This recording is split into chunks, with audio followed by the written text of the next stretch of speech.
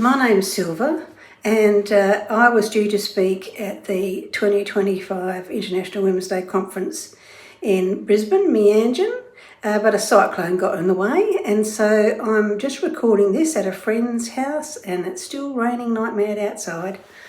But my presentation is called Thinking About Prison.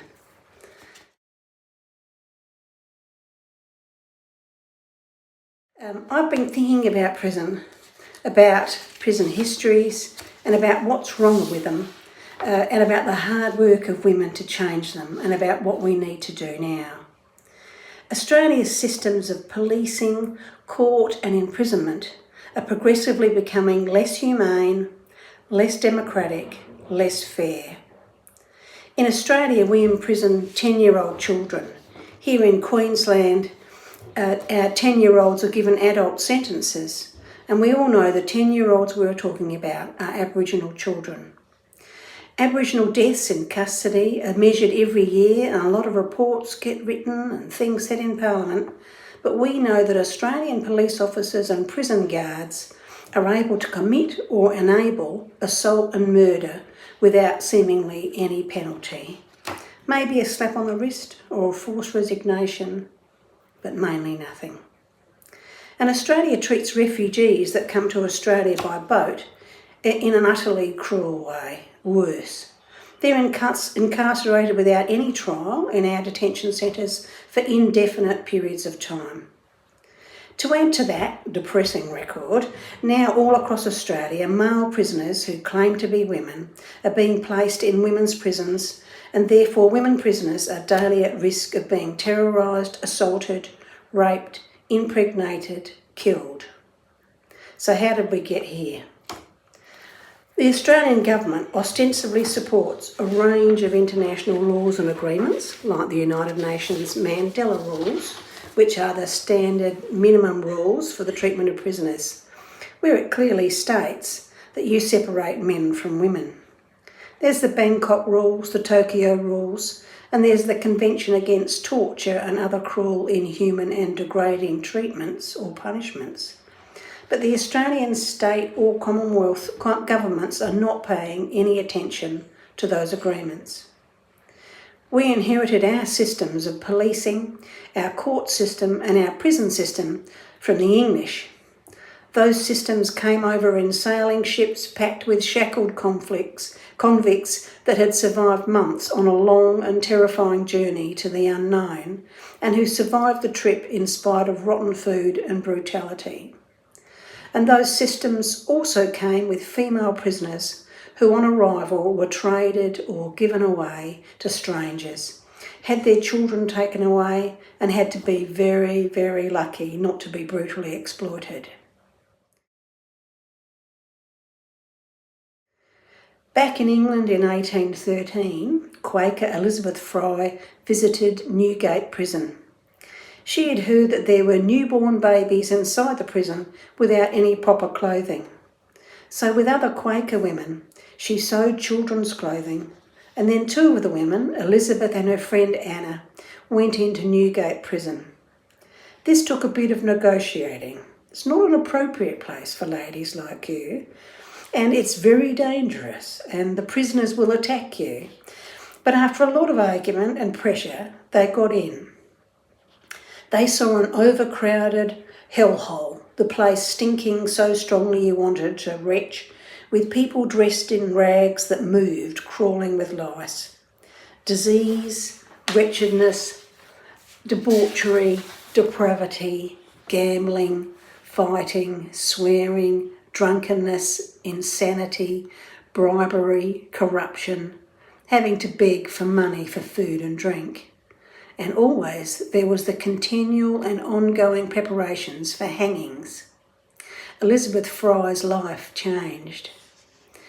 At this time, the English government took the view that the way to control and reduce criminal behaviour was to treat prisoners badly and allow any opportunity for prisoners to be humiliated and debased.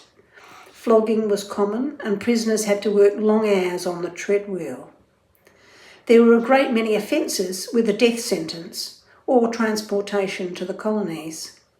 At hangings and during the trip to the nooses, the government encouraged ordinary people to jeer at the condemned and throw rotten food at them and generally act like they were at a bizarre sort of carnival. Australia inherited this system, these attitudes and these traditions. But Elizabeth Fry had a different view.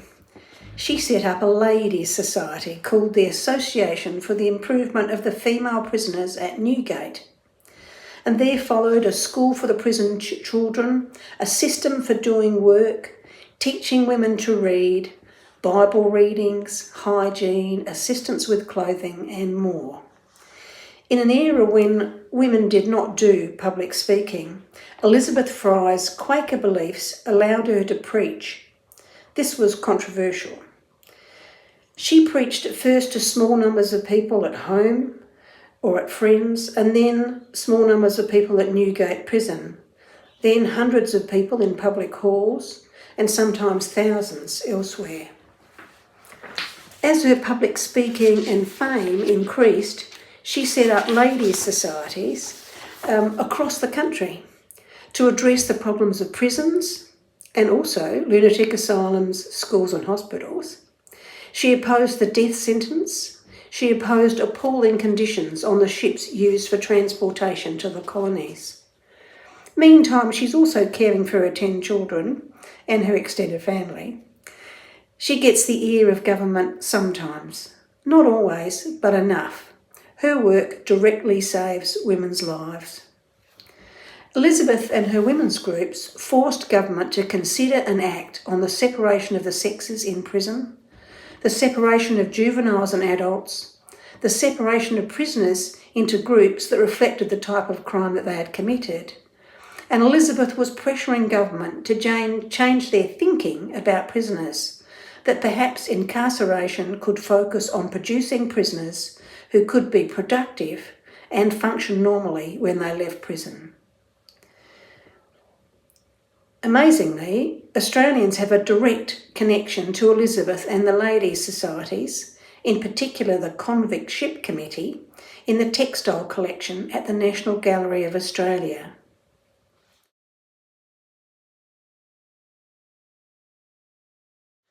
This is called a Rajah quilt. It was made by some of the 180 convict women and 10 children who survived the trip on the ship Rajah that arrived in Hobart in Van Diemen's Land in 1841. And it has a message to the ladies of the Convict Ship Committee embroidered on it. It is a presentation quilt made to give to Governor Franklin of Van Diemen's Land to demonstrate the usefulness and the skills of the convict women, and also to encourage him to look after the interests of the women and their children. Because Elizabeth Fry and her ladies' societies had gone viral, with groups meeting not only all over Britain but across Europe, hundreds of letters going to and fro, 2 months after the Rajah dropped sails in Hobart, the Tasmanian Ladies' Society for the Reformation of Female Prisoners was formed, with Lady Franklin, the Governor's wife, as patroness. Not the best choice.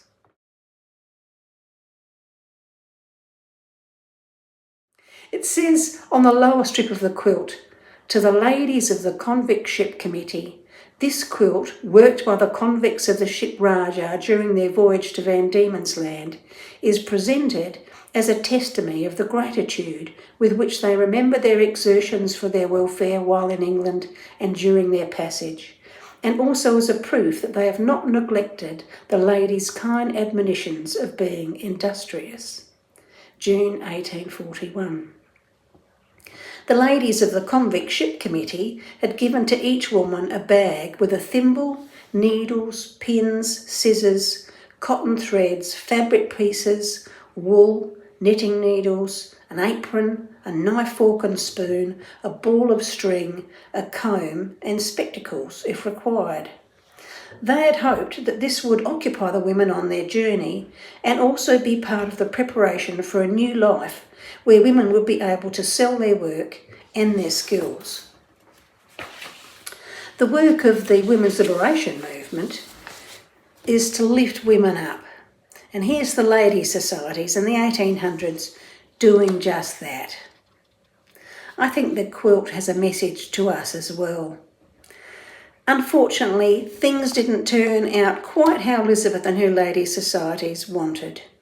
Towards the end of Elizabeth's life, some smart-ass bloke in the USA decided that the best way to deal with prisoners was to keep us separate from each other and prevent any speaking or other communication.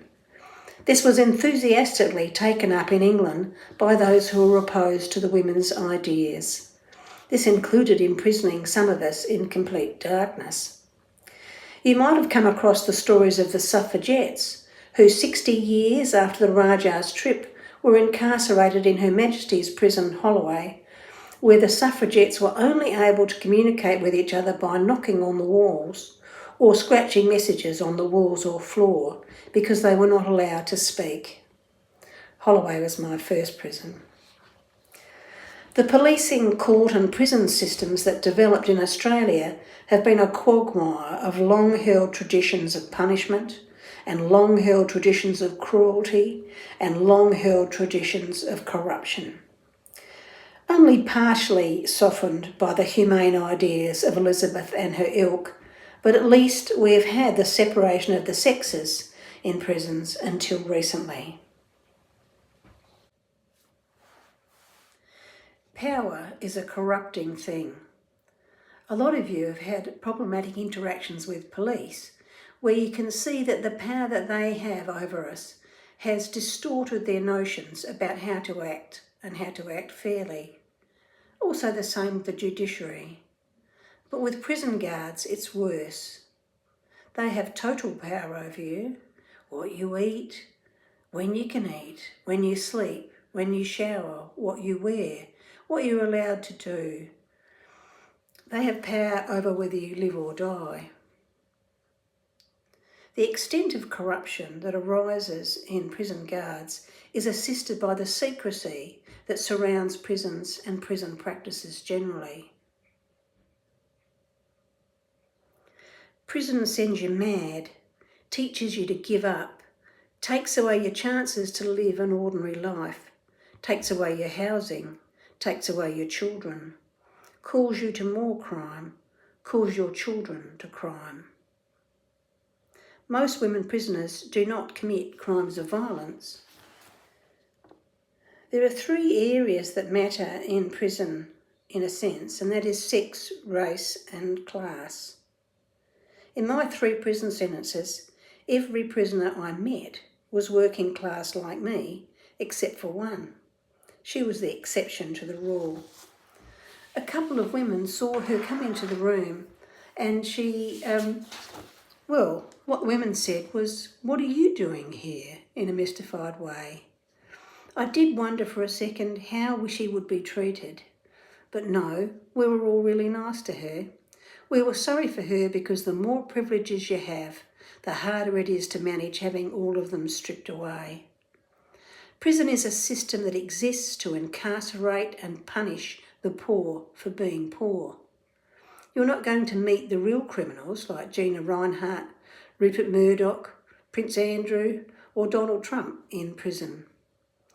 Before I went to prison in the UK, I knew that there would be a disproportionate number of black women there, but seeing it in action and seeing how black women are treated was nevertheless shocking. In Australia, Aboriginal women are 40% of the women's prison population when they are only 2.5% of the adult female population outside. Now that trans-identifying men have been given the opportunity to intimidate and assault women in Australian prisons, we know that Aboriginal women will often be the victims. Let's talk about sex. I have a pet name for my favourite piece of data. It's called Not All Men. There's a lot of men in this picture. 93% of the world's prisoner population are men.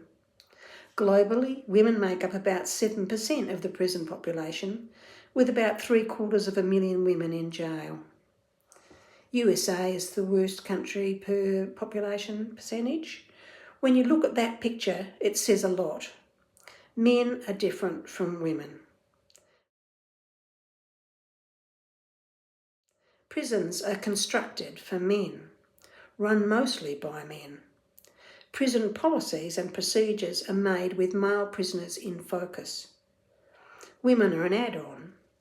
In general, women in prison have less access to education and training, less access to exercise, less access to work, less access to any creative or craft pursuits, less access to health care, especially mental health care, than male prisoners do.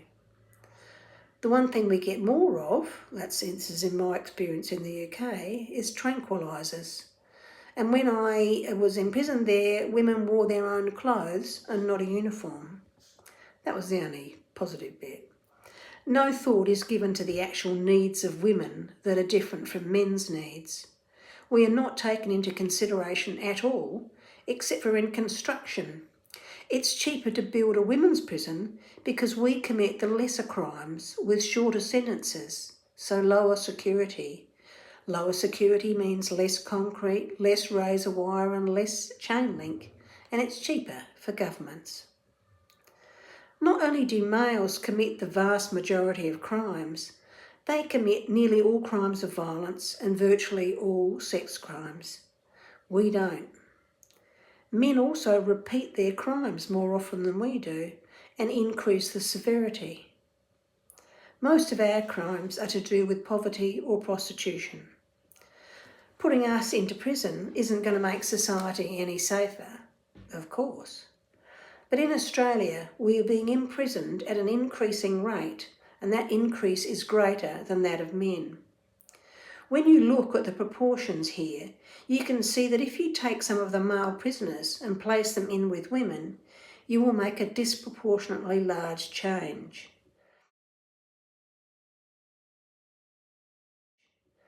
Male placement in women's prisons also means an increase in security to match the severity of the male's crimes. So this will mean for us more strip searches, less time outside of your own cell, limitations on any activities, more guards on duty, and they will be more aggressive about everything because that's what they do. I've noticed that women in prison in the US are additionally angry about men who claim to be women, not only because of the risk of assault and being terrorised, but because of preferential treatment. Trans-identifying men have greater access to medical care, including surgery, money to buy wigs and clothes, makeup and so on, but they are simply being paid attention to because they're males. Of course, risks for women prisoners also increase with the introduction of male prison guards. When I was in Holloway, the first male guards were starting to come in.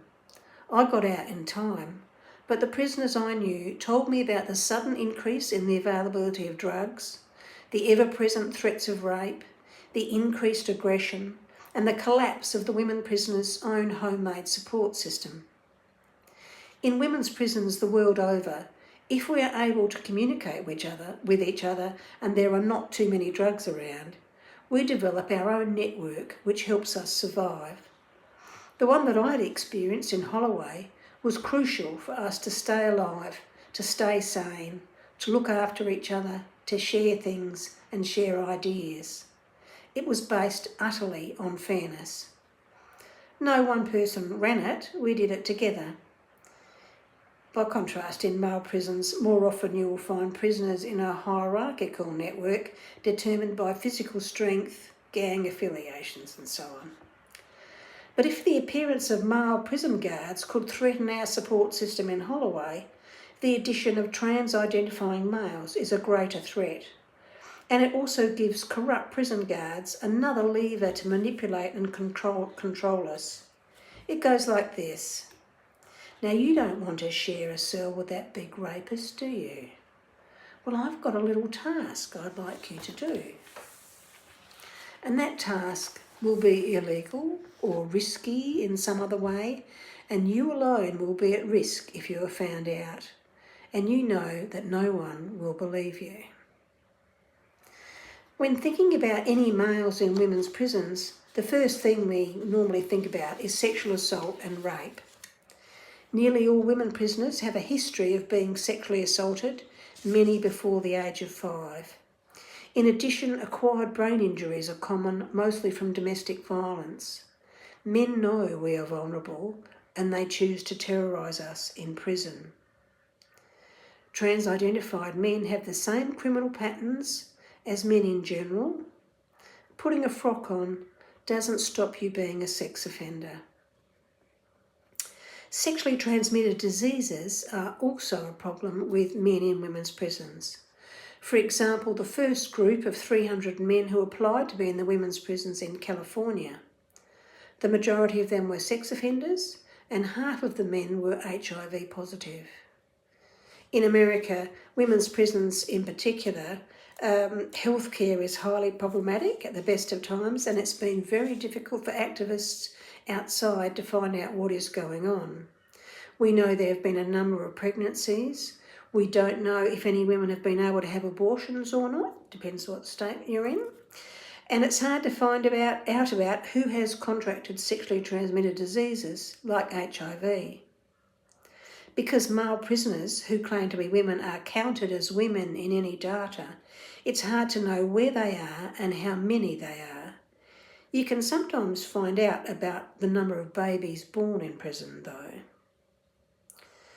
As an illustration of what prison healthcare is like, in my 3 prison sentences, I only had something resembling healthcare once, where I was taken to what was called a medical exam, and they pushed me through the door and there was a guy reading a novel, and he looked up at me and he said, "Can you breathe?"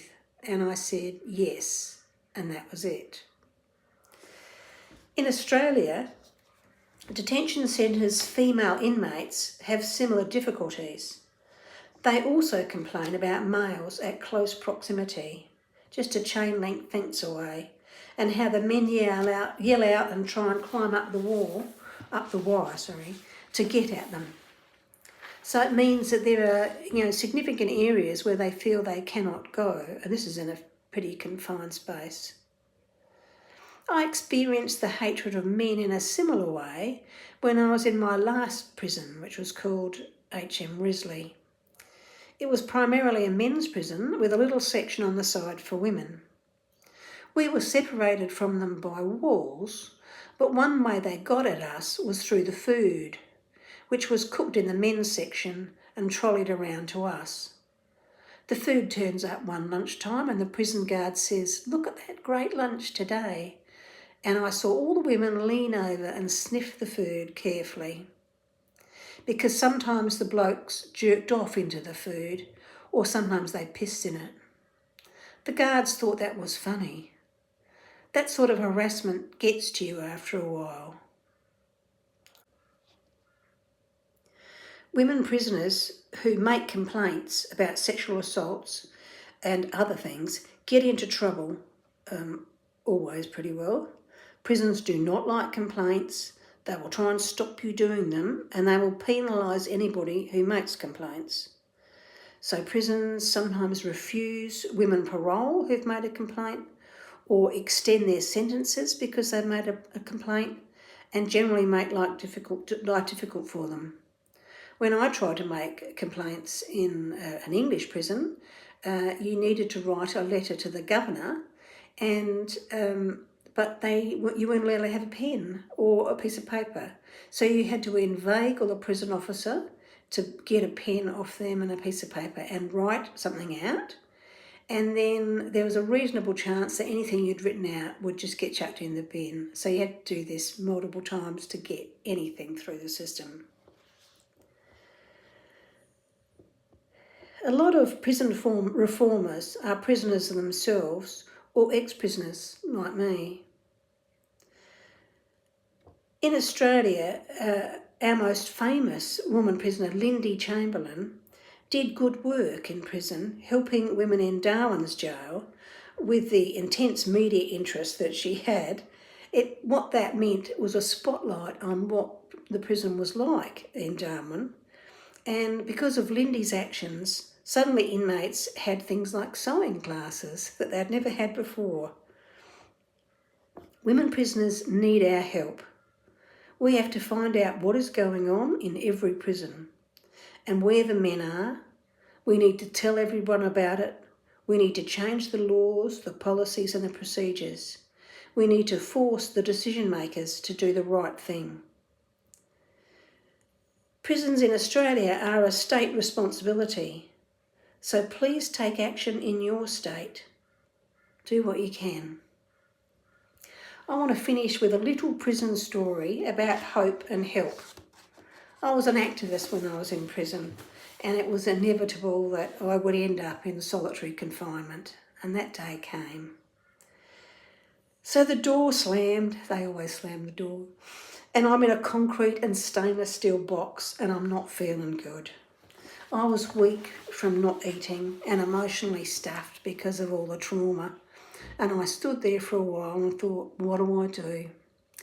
So I started looking at the walls really carefully and I started feeling along the walls. There's not a lot to see, but I kept going and finally I found something. I could feel a little bump in the wall and I fiddled with it, and when I pulled it out, it was like there was an electric shock run up my arm and I got my power back. It was a pin.